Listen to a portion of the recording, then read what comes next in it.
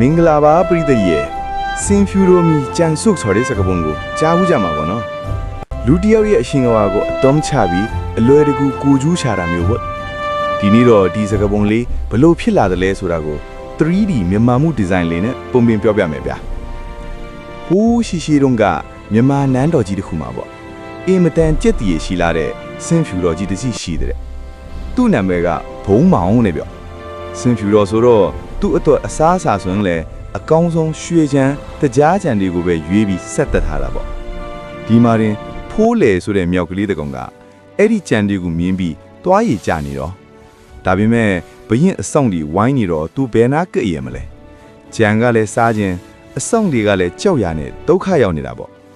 ဒါနဲ့ဖိုးလေကအကျဉ်ထုတ်လိုက်တယ်စင်ဖြူတော်ကြီးနာတဖြည်းဖြည်းကပ်ရင်ကောင်းဖယ်ပေးသလိုအမိုက်ဖယ်ပေးသလိုလုပ်ရင်အယုံသွင်းတာပေါ့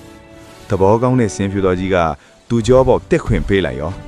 ဒီတော့မှဖိုးလေကစင်ဖြူတော်ရဲ့ကြောကိုမိဟန်ပါမိုင်နဲ့လှမ်းယူပြီးကျန်ဆုပ်တော်တာပဲပြောအဆောင်တွေကလည်းစင်ဖြူတော်ကြီးရဲ့အရှင်ဝါကြောင့်သူ့ဘော်ကမြောက်ကိုဘာမှမပြောရကြဘူးလေကဲတွေ့ကြပြီမလားဖိုးလေလေးကတော့စင်ဖြူတော်ကိုအမိပြုတ်ပြီးကြံတွေဝါလင်အောင်ဆုပ်သွားခဲ့ပါပြီဒါကိုကြည့်ပြီးရှေးလူကြီးတွေက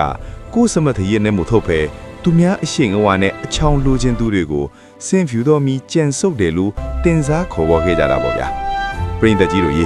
ဘဝမှာဖိုးလေလို့တော့မလုပ်ကြချင်နော်